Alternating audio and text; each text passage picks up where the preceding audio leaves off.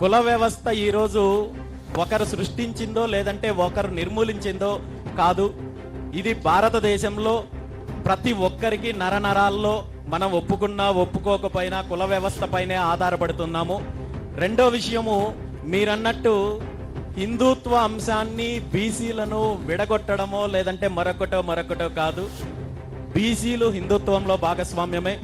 హిందూ ధర్మానికి కానీ హైందవ ధర్మానికి కానీ సనాతన ధర్మానికి కానీ ఎక్కడ అన్యాయం జరిగినా ఎక్కడ అపచారం జరిగినా నేను వ్యక్తిగతంగా, ఇది రాజకీయాలకు అతీతంగా కూడా కావచ్చు, గతంలో కూడా పోరాటం చేశాను, భవిష్యత్తులో కూడా పోరాటం చేస్తాను. అది తిరుమల విషయంలో కావచ్చు, ఆశ్రమాల విషయంలో కావచ్చు, లేదా దేవాలయాలు కూల్చేసే విషయంలో కావచ్చు.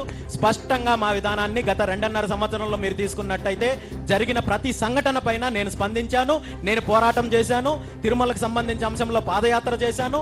అదేవిధంగా తిరుమలలో మళ్ళీ ఇలాంటి అపచారాలు జరగకూడదు అనుకుంటే భవిష్యత్తులో దీనికి శాశ్వత పరిష్కారం కావాలని ప్రభుత్వానికి పాలక మండలికి సూచించడం జరిగింది. సొంతంగా డైరీ ఏర్పాటు చేయాలని చెప్పి డిమాండ్ చేయడం జరిగింది. ఆ డైరీకి 1000 గోవులు నేను ఉచితంగా ఇస్తాను, 1,00,000 గోవులను సేకరిస్తాను ఉచితంగానే ప్రపోజల్ పెట్టడం జరిగింది. భూమి కావాలంటే భూమి కూడా ఇస్తామని చెప్పడం జరిగింది. ఇప్పటి వరకు ప్రభుత్వం ఆ దిశగా ఎటువంటి స్పందన తీసుకోలేదు.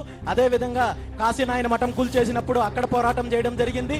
ఇవన్నీ కూడా హిందుత్వ అంశానికి సంబంధించి మా స్టాండ్ చాలా క్లియర్ గా ఉంది. భవిష్యత్తులో కూడా హిందుత్వ అంశానికి సంబంధించి సాంప్రదాయాల విషయంలో, పండుగల విషయంలో, దేవాలయాల విషయంలో ఎక్కడ అపచారం జరిగినా బీసీవై పార్టీ పోరాటం చేస్తుంది. నేను వ్యక్తిగతంగా పోరాటం చేస్తాను.